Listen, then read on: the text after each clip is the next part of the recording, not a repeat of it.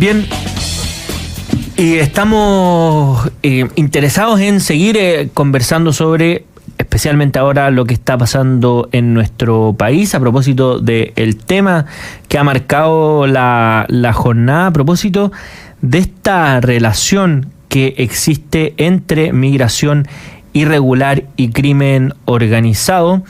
Ha existido toda una polémica a propósito de una declaración de la senadora Luz Ebensperger, que dice que la relación entre migración irregular y crimen organizado es total.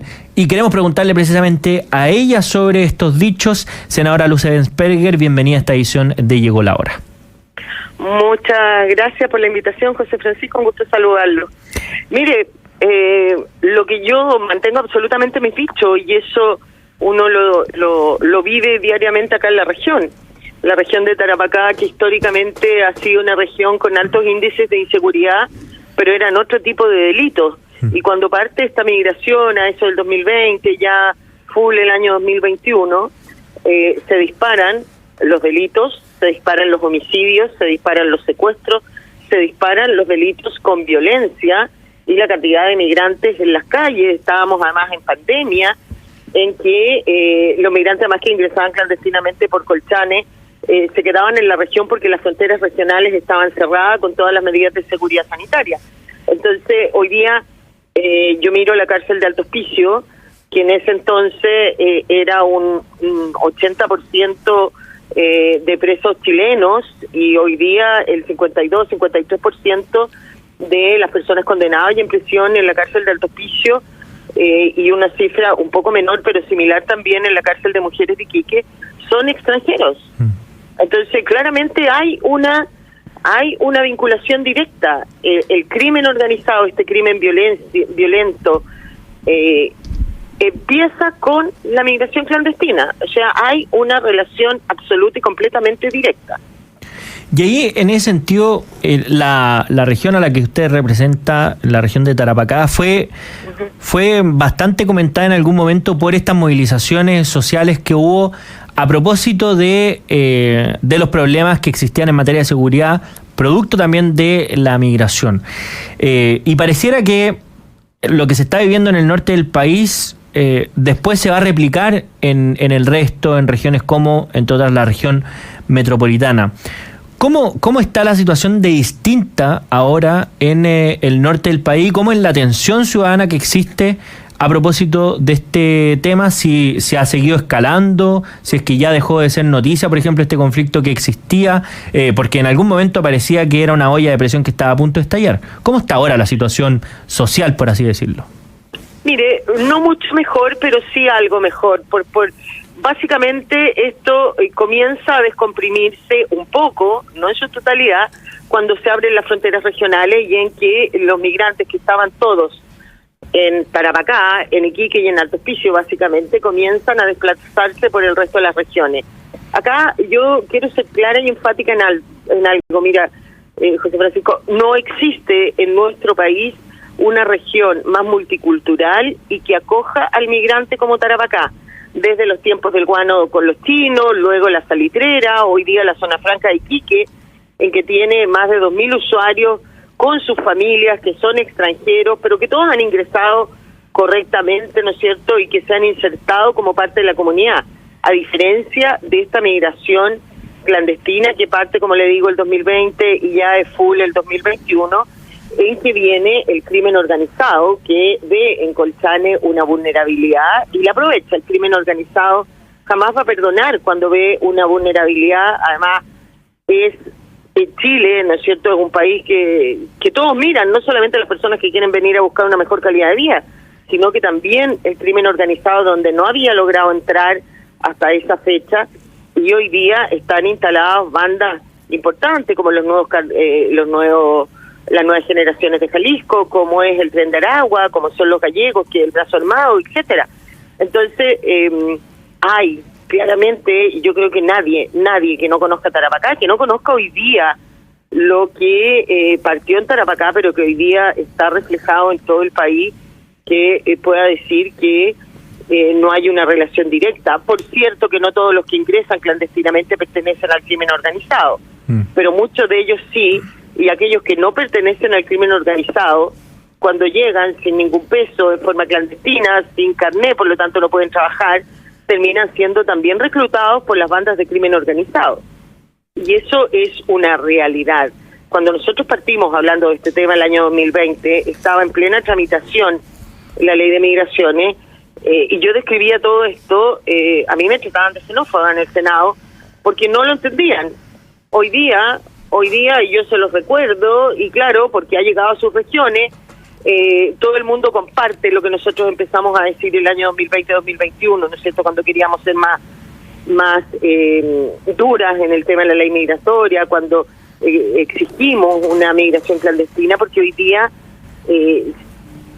si no hay una expulsión administrativa, si tú no desincentivas la migración, esto va a seguir ocurriendo, y la única forma, creo yo, de desincentivar la migración clandestina es con que ésta tenga consecuencias, y hoy día no tiene ninguna. La consecuencia debe ser la expulsión o la reconducción, que se vayan del país, pero hoy día los reciben, lo pasan a la autoridad migratoria, que es la PDI, se autodenuncian, le hacen un control biométrico, los dejan 2 o 3 días en un albergue, le dan 4 comidas diarias, y después esta persona desaparece y nunca más la encontramos, y por lo tanto no se le puede notificar un decreto de expulsión. Entonces, el mejor de los mundos, ¿quién se va a querer ir? ¿Cuál es el desincentivo? Claro. Y lo mismo pasa, y con esto termino, con las expulsiones judiciales. Ha habido un alto número de expulsiones judiciales y la gente se puede alegrar, pero yo no me alegro, porque mientras no controlemos la frontera, hoy día el Estado de Chile gasta plata en las expulsiones judiciales, que ya ha gastado plata en la pega que hacen las policías, luego los tribunales en condenarlo, todo el tiempo que ha estado en la cárcel, luego tú lo expulsas judicialmente, el país vuelve a gastar plata para llevarlos a su país en avión, y al mes están de vuelta, pero en la calle, ya no en la cárcel, delinquiendo. Entonces, es el peor de los mundos para nosotros y el mejor de los mundos para la delincuencia y el crimen organizado. Y ahí, cuando uno analiza la situación en la frontera, ¿en qué momento o en qué situación están actualmente? Porque se han tomado distintas medidas, como por ejemplo el despliegue de militares ahí, pero vimos por ejemplo lo que pasó hace un par de semanas respecto a este ataque que hubo de migrantes o agresión de migrantes hacia un uniformado. También vemos que finalmente ocurre esta situación de que se recibe a los inmigrantes que entran irregulares, están este tiempo en el albergue y después le perdemos la pista. Entonces finalmente el despliegue de los militares termina siendo como una especie de comité de bienvenida más que disuasivo para que los inmigrantes lleguen a nuestro país. Y también existe esta normativa por parte del gobierno que impide la reconducción de los inmigrantes que entran ilegalmente hacia nuestro país, hacia Bolivia, a no ser que sean bolivianos. Esta ecuación tiene también en un estatus de permeabilidad aún la frontera de nuestro país, ¿o no? Absolutamente. Como usted bien dice, yo no les digo comité de bienvenida, digo que tienen a los militares siendo los anfitriones de aquellos que ingresan clandestinamente a Chile, porque los militares no pueden hacer nada. Mire, lo único que el famoso decreto 48, que es el que lleva a la práctica la reforma constitucional que permite que los militares cuiden la frontera, les permite solamente un control de identidad y no le permite ni revisar sus vestimentas ni su equipaje, salvo que hayan indicios de que haya cometido o va a cometer un delito. Eso es absolutamente difícil de probar, es muy subjetivo para que lo hagan las Fuerzas Armadas, ¿no es cierto? Y por lo tanto, pocas veces las Fuerzas Armadas revisan los equipajes y las vestimentas. Entonces, resulta paradojal, ¿no es cierto?, que a 100 metros de donde entran los clandestinos está el complejo aduanero. Si tú entras como corresponde al país, te pasan por el arco, te revisan entero a ti como persona, tus vestimentas, tu equipaje, y a 100 metros tú puedes entrar sin que nadie te revise nada, trayendo lo que se te ocurra.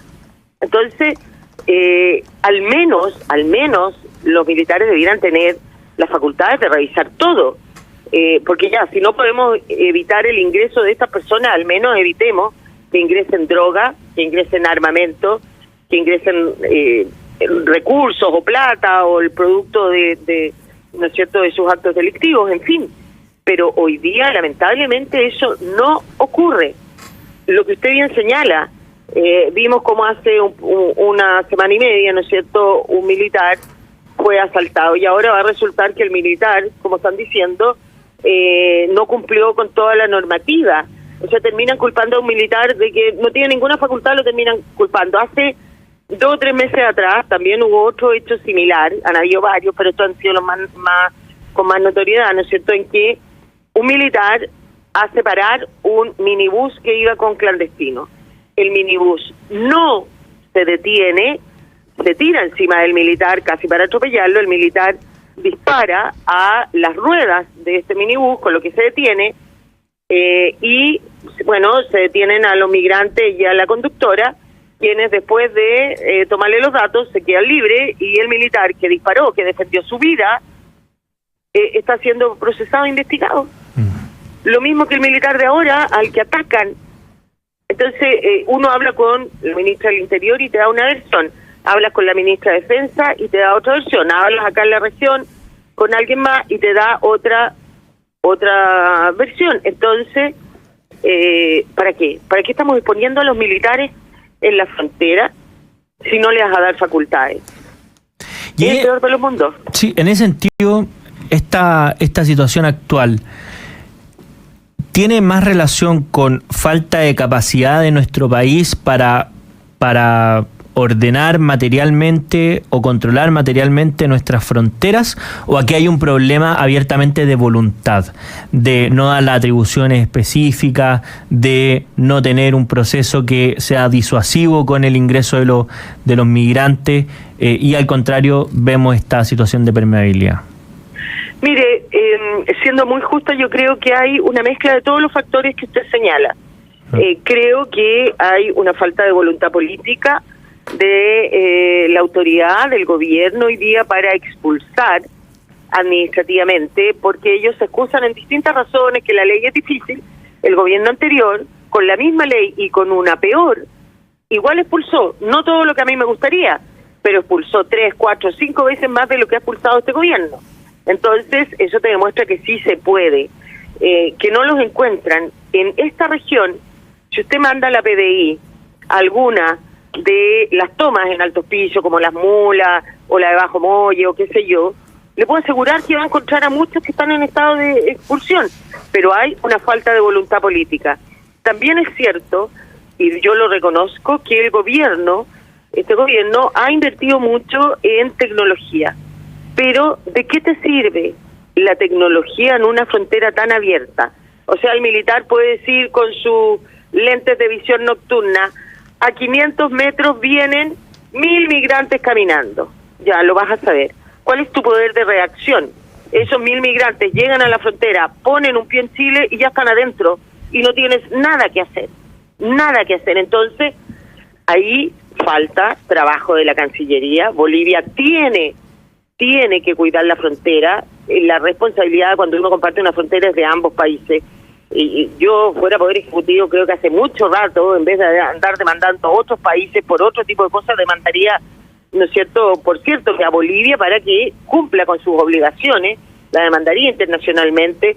Creo que ya llegó, cuando uno conoce la frontera de Colchane, que es puro desierto, que muchas veces, excepto los militares que andan con GPS, pero muchas autoridades, muchas veces los carabineros, la propia PDI, tú no sabes si estás, o uno mismo cuando va a la frontera no sabe si cruzaste o no cruzaste delito, uno si estás o no estás, si estás en Bolivia, estás en Chile.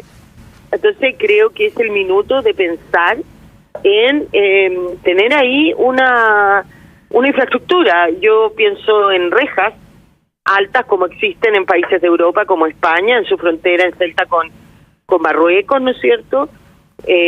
Porque la zanja tampoco es la solución.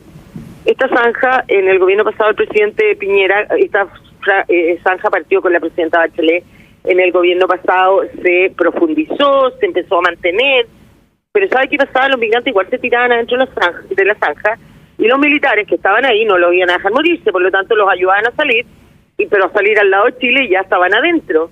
Entonces tampoco es una barrera efectiva. Tú podrías tener a todo el ejército de Chile ahí, pero si el migrante pone un pie dentro de lo que es la jurisdicción y única opción que te queda es la expulsión administrativa o la reconducción. Está la reconducción. Entiendo que en el día de hoy o de ayer en la tarde la Dirección Nacional de Migraciones habría dejado sin efecto y habría modificado la resolución que tenía desde el año 22 en que prohibía la reconducción a Bolivia. Esperemos que eso funcione y que Bolivia los reciba. Bueno, veremos porque esto todo está haciendo en noticia en desarrollo, así que veremos qué efecto tiene esa medida y otras que obviamente se están discutiendo. Senadora Luz Ebensperger, le queremos agradecer por habernos acompañado en esta edición de Llegó la Hora. No, muchas gracias a ti por la invitación y por permitirme, ¿no es cierto?, de alguna manera transmitir a través de tu radio todo lo que viven diariamente la gente que vivimos en Tarapacá. Así es, tal cual. Y nosotros nos vamos a una breve pausa y a la vuelta al bloque donde escuchamos y leemos la opinión de nuestros auditores. Ya volvemos.